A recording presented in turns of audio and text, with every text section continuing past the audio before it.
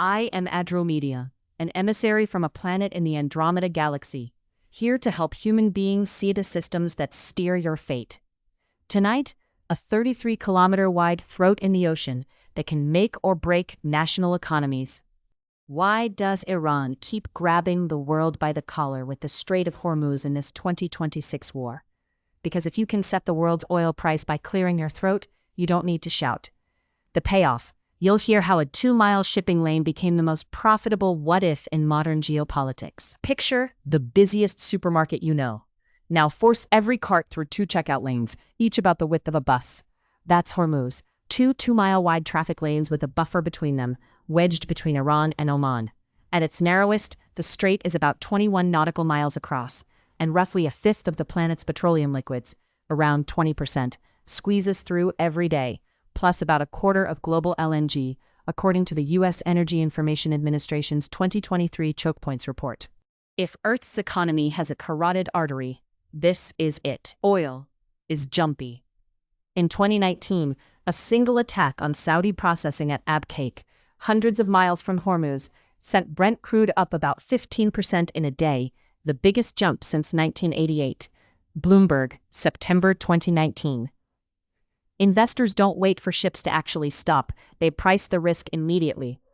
War risk insurance on Gulf tankers in 2019 ballooned from near zero to up to 0.5% of a ship's value per week after tanker incidents.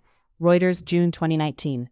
Iran doesn't have to close the door, it just has to make the doorman cough. Why does this work for Tehran? Because Iran can threaten disruption cheaply, while the world pays expensively. It has coastline, proximity, and a history. The 1980s tanker war proved shipping can be harassed into higher costs even without a full shutdown. USNI CRS histories. Fast, deniable pressure creates headlines, spikes insurance, and reroutes naval task lists. Meanwhile, Iran spends thousands, markets burn billions. Asymmetric power is when your pebble makes everyone else's glass table wobble. Steelman Tehran's logic. Under U.S. and allied sanctions, Iran's economy has been treated like a besieged city. Its oil sales throttled, its banks isolated, IMF country reports, 2020-2024. In that frame, Hormuz is leverage for deterrence and bargaining. If you choke us, we can raise the price of choking you. It signals strength domestically too. The Revolutionary Guard isn't just military. It's an economic empire that benefits when the state must secure the strait budget first. Carnegie Endowment Profiles, 2020. When you're locked out of the market, you tax the market's fear. Now, Steelman Washington.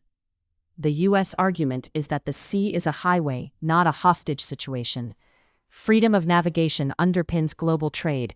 If one state can toll it at will, every choke point becomes a vending machine for coercion. Plus, U.S. allies, Japan, South Korea, European states, depend on Gulf energy. A risk premium at Hormuz is a tax on friends.